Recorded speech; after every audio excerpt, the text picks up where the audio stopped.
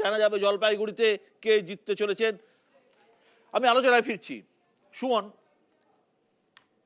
তৃণমূল কংগ্রেসের যারাই কথা বলছেন তারাই কিন্তু বারবার একটা কথা বলছেন, তারা লক্ষ্মীর ভান্ডার। এই লক্ষ্মীর ভান্ডার কতটা প্রভাব ফেলবে?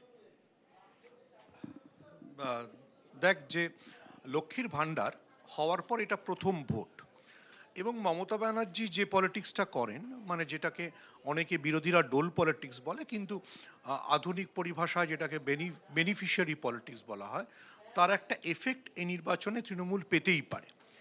আমি তার সঙ্গে দু তিনটে পয়েন্ট অ্যাড করতে চাইব।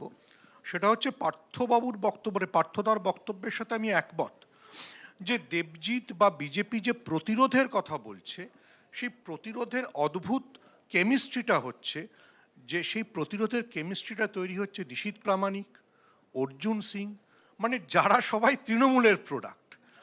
তার ফলে আমি কারো নাম করতে চাই না, অনেক এমন তরুণ আছে যারা আরএসএস বা এভিপি করে উঠে এসছে, তারা কিন্তু এবার লোকসভা নির্বাচনে টিকিট পায়নি। আমি কাউকে দুর্বল জায়গায় না না না, এটা তো মানে এটা তো একটা বিজেপির ভেতরে আভ্যন্তরীণ দ্বন্দ্ব, যে মানে তৃণমূল থেকে এলে 7 দিনে টিকিট পাওয়া যায়, আর যে বিজেপি হয়তো 20 বছর করছে সে টিকিট পাচ্ছে সব না। পার্টিতেই এরকম হচ্ছে দেখতে পাচ্ছি। One point. কিন্তু যেটা বিগার কোয়েশ্চেন, যেটা মানে চা বাগান নিয়ে যে প্রশ্নটা ছিল, যে প্রশ্নটার বামেদেরকে উত্তর দিতে হবে, যে বামেরা তাহলে 34 বছর ধরে কি ক্লাস স্ট্রাগল শেখালো যে সেটা একদিনে বাম থেকে রামে শিফট হয়ে গেল। মানে শান্তনুবাবুর বক্তব্যটা তো ঠিক, যে মিছিলে রামনবমীতে তৃণমূল নেত্রী পাপিয়া ঘোষ হেঁটেছেন, সেই একই মিছিলে হাতের উল্কি লুকিয়ে শঙ্কর ঘোষের চেগুয়েভারা লুকুঙ্কিতে লুকিয়ে উনিও তো হেঁটেছেন রামনবমীতে। That is the biggest crisis of the left. How left, মানে কি করে বাম মানে বাম যারা লেনিনের কথা বলেছিল তারা সাফার করে চলে গেল। ঠিক ঠিক, আমি সুমন, এই যে পরিস্থিতি জলপাইগুড়িতেও কিন্তু উত্তরবঙ্গে কংগ্রেসের যে জায়গা, সেই জায়গার মধ্যে থেকে আমি যদি মুর্শিদাবাদকে আপাতত বাদ দিই, মালদা এবং জলপাইগুড়িতে কংগ্রেসে কিন্তু একটা ভালো ভোট ছিল একটা সময়। হ্যাঁ ছিল, এবং আগামী দিনে নিশ্চয়ই একটি রাজনৈতিক শক্তি হিসাবে আমরা আশা করব সেটা আমরা রিগেইন করতে পারবো, কারণ রিগেইন করার জন্যই তো ময়দানে থাকা, লড়াই করা। দেখো বিশ্বদা, একটা কথা বলি, একটু আমায় 1 মিনিট সময় দেওয়া হোক।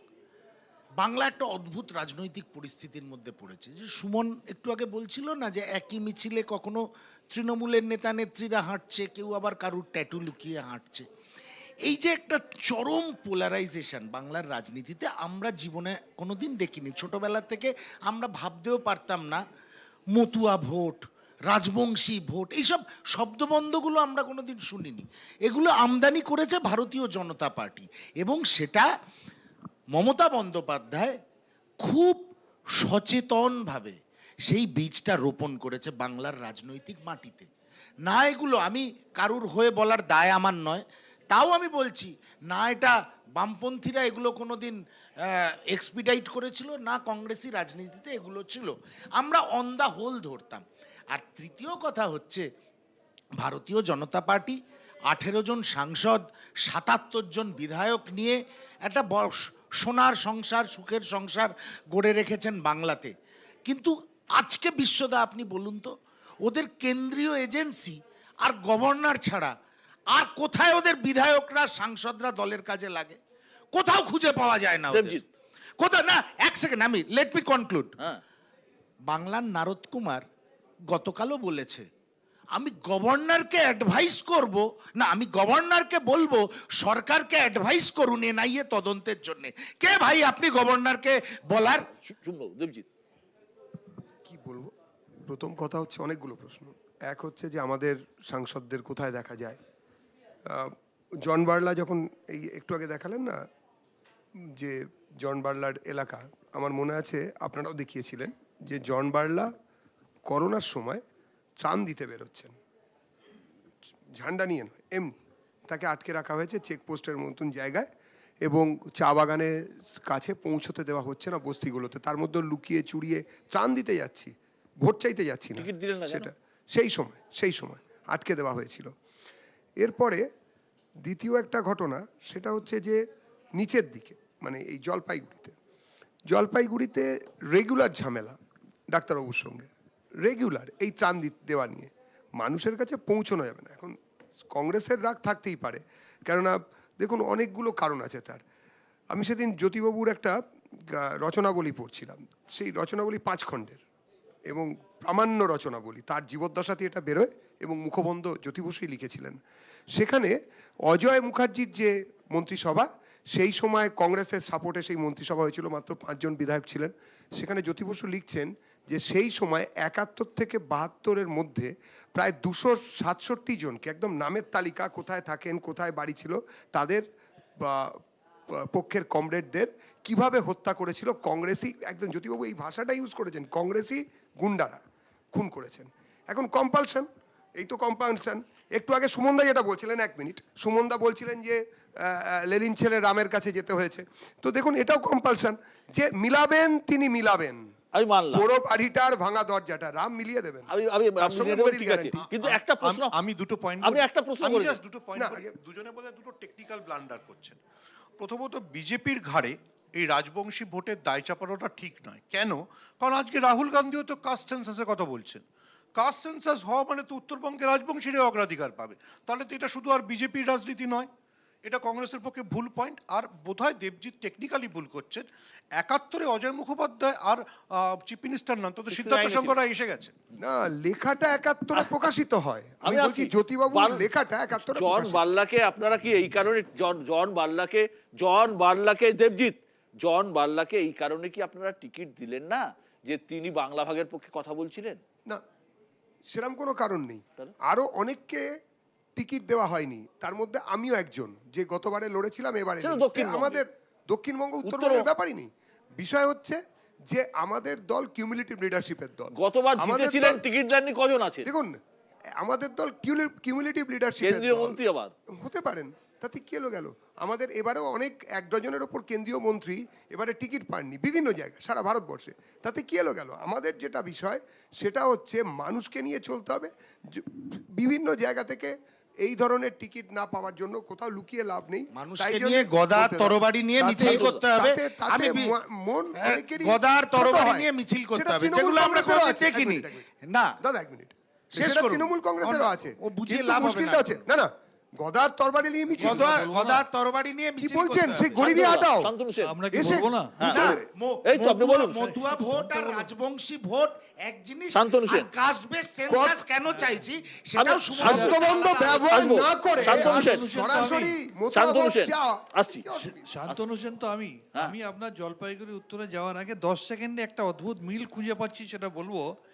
নির্বাচনের আগে প্রচার মঞ্চ থেকে নিশীথ অধিকারী কুচবিহারের প্রার্থী বলছেন, আমাকে ভোটে জেতান, আমি সিপিএম এর সমস্ত বন্ধ পার্টি অফিস খুলে দেবো। নিশীথ আর প্রামাণিক, আপনার- নিশীথ অধিকারী না। প্রামাণিক, ওই ঠিক আছে, নিশীথটা মনে রেখেছি, এটাই অনেক।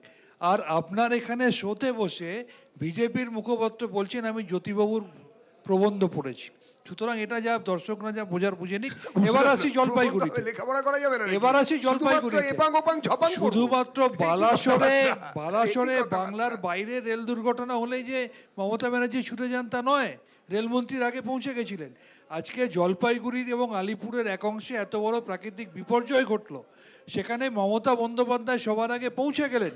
প্রধানমন্ত্রী এতবার এসে একটা শব্দচয়ন তার মুখে শোনা গেল না। মানুষগুলোর সাথে দেখা করা বা সহযোগিতা করা তো দূরের কথা। আমি 10 সেকেন্ডে বলি, আমফানের সময় যেমন প্রধানমন্ত্রী হেলিকপ্টারে করে ঘুরে বেরিয়ে 7,500 কোটি টাকা বাংলা খরচা করা সত্ত্বেও একটা টাকা বাংলাকে দেয়নি।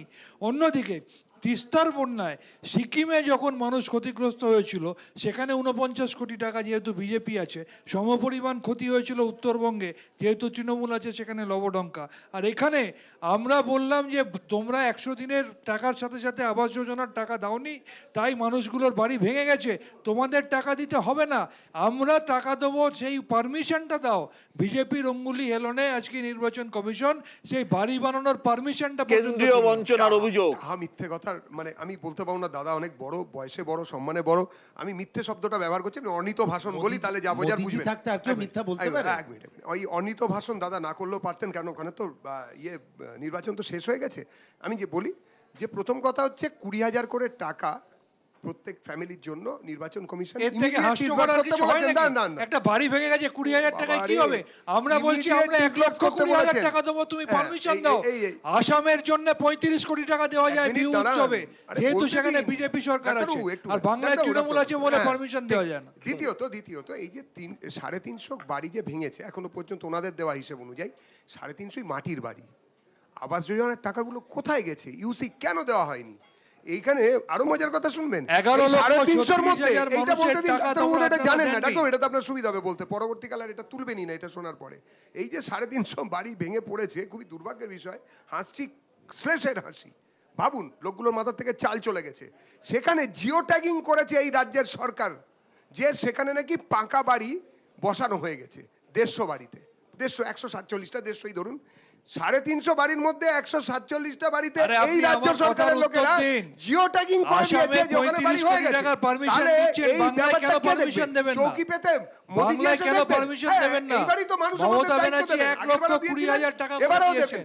আমি আবারও বলছি, যে কথা এরা বারে বারে মিথ্যে কথা বলছেন এবং বোঝানোর চেষ্টা করছেন। দাদা নিজেও 1 মিনিট, দাদা আপনি সাংসদ ছিলেন, আপনি সাংসদ ছিলেন, 1 মিনিট আমাকে একটু বলতে দাও। দাদা আমাকে লাস্ট একটা লাইন বলছেন তো, সাংসদ ছিলেন দাদা ভালো করে জানেন সাংসদের টাকা মমতা বন্দ্যোপাধ্যায়ের তহবিলে, মানে রাজ্যের মুখ্যমন্ত্রীর তহবিলে আসে। তারা নিজেরা তার থেকে 12 পয়সাও খরচ করার সরাসরি অধিকার নেই। সেই তহবিলের টাকা যদি ধরে নিন, বিজেপির সাংসদদের টাকার হিসেব দিন, হিসেব কে দেবে ভাই? বিজেপির সাংসদদের টাকা খরচ করে দেখানোর দায়িত্ব তো রাজ্যের মুখ্যমন্ত্রীর। কেন করেনি? দাদা তো নিজে সাংসদ ছিলেন, আমি তো সাংসদ হতে পারিনি, আমি তো হেরেছি, কিন্তু দাদা তো রাজ্যসভায় সাংসদ ছিলেন, টাকা তো তহবিলের পেয়েছেন, কেন করতে পারেনি বলুক? 100% ইউটিলাইজেশন হয়েছে আমাদের টাকা, 100% ইউটিলাইজেশন। মানুষ প্লিজ, আমি পার্থদার কাছে আসবো। মানুষ প্রতিবাদ করবেন, প্রতিরোধ করবেন, যদি না থার্ড ফেজের পরে নরেন্দ্র মোদী দিদির হাতে বাকিটা ছেড়ে দেন।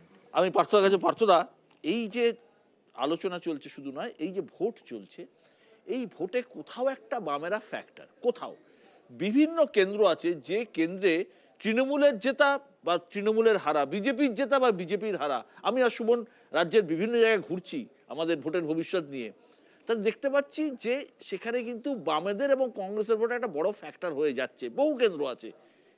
সেই কেন্দ্রে আপনার কি কোথাও মনে হয় যে এই যে বামের ভোট যার আমে গিয়েছিল আবার কোনোভাবে ফিরতে চলেছে? দেখুন, প্রথমত আমিও আপনাদের অনুষ্ঠানটা দেখেছিলাম যে ভোটের ভবিষ্যৎ যেগুলো করছিলেন। আসলে ভোট সেভাবে কারোর হয় না, মানে আমি আপনাকে বললাম বামের ভোট, রামের ভোট, জবা ফুলের ভোট।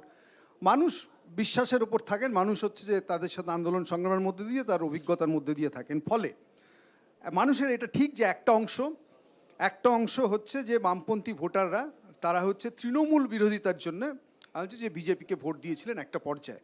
কিন্তু কার্যত যদি দেখেন যে বিজেপি যে সুযোগটা পেয়েছিল সেই সুযোগ খুব কম পায় কেউ না, কিন্তু বিজেপি বিরোধী হওয়ার সেই বাস কার্যত মিস করেছে।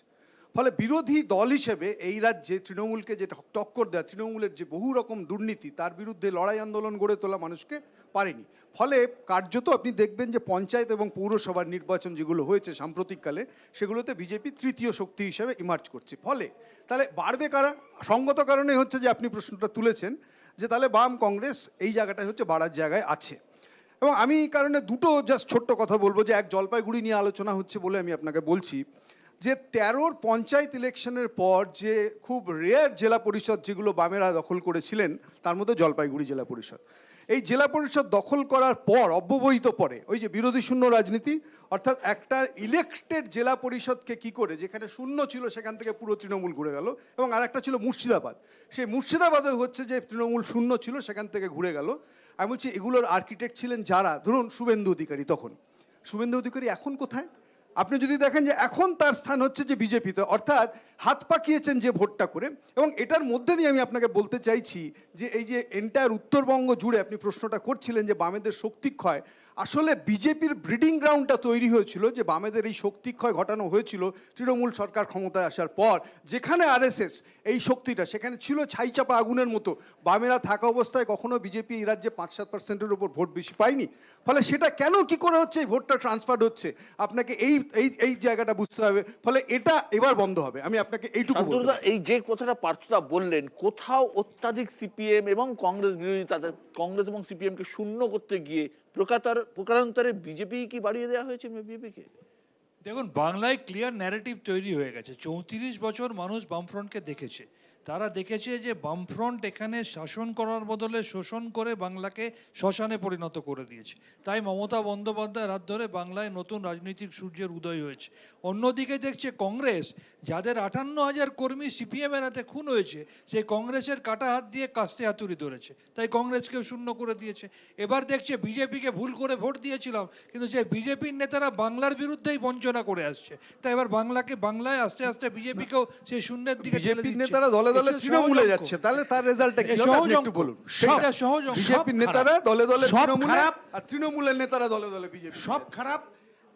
শান্তনুদা, আপনার কথাগুলো আমি যদি হাইপোথেটিক্যালি সব কিছু মেনেও নিই, যে একটু আগে যে কথাটা অধ্যাপক পার্থপ্রতিম বিশ্বাস বললেন, যে কি করে আপনারা ক্ষমতায় আসার পর থেকে দেবজিৎদের এত এত ছড়ালো, দেবজিৎ বাবুরা, তাদের আইডিওলগ অর্গানাইজেশন আরএসএস এর শাখাগুলো কি করে বাড়লো, কি সাহায্য আপনারা করতে চেয়েছিলেন এবং কি সাহায্য করেছেন, এটা তো বাংলার মানুষ এখন জানতে চায়। 2019 কংগ্রেস 18টা সিট শূন্য কি করে কি হয়েছিল? শূন্য নয়, শুনুন, কংগ্রেস শূন্য কি শূন্য নয়, মানুষ যদি শূন্য করে থাকে মানুষই আবার 100 করবে। আপনাদের কি কোনো সেটাকে- ব্যর্থতা নেই?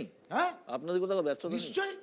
আমরা অত দাম্ভিক নই, আমরা অত দাম্ভিক নই যে বলবো না যে আমাদের কোনো ভুল ছিল না, নিশ্চয়ই হয়তো ছিল। সেই জন্য তো আমরা আবার মাথা নিচু করে গণদেবতার সামনে গেছি। আমরা নিশ্চয়ই কিছু ভুল ছিল, মানুষ সরে রয়েছেন আমাদের থেকে, ফিরে আসবেন। বিষয়টা হচ্ছে আজকে যে বায়ানারি মমতা বন্দ্যোপাধ্যায় এবং আরএসএস যৌথভাবে কিছু কিছু সংবাদ মাধ্যমের সাহায্য নিয়ে বাংলায় তৈরি করেছে, এটা ওদের প্রি প্ল্যান্ড বিষয়। এটা কংগ্রেস শূন্য হয়ে গেছে বলে এই বায়নারি তৈরি হয়েছে তা নয়। কংগ্রেসকে শূন্য করে বায়নারিটা তৈরি করো, বামেদের শূন্য করে বায়নারিটা তৈরি করো। আসছি সুমন,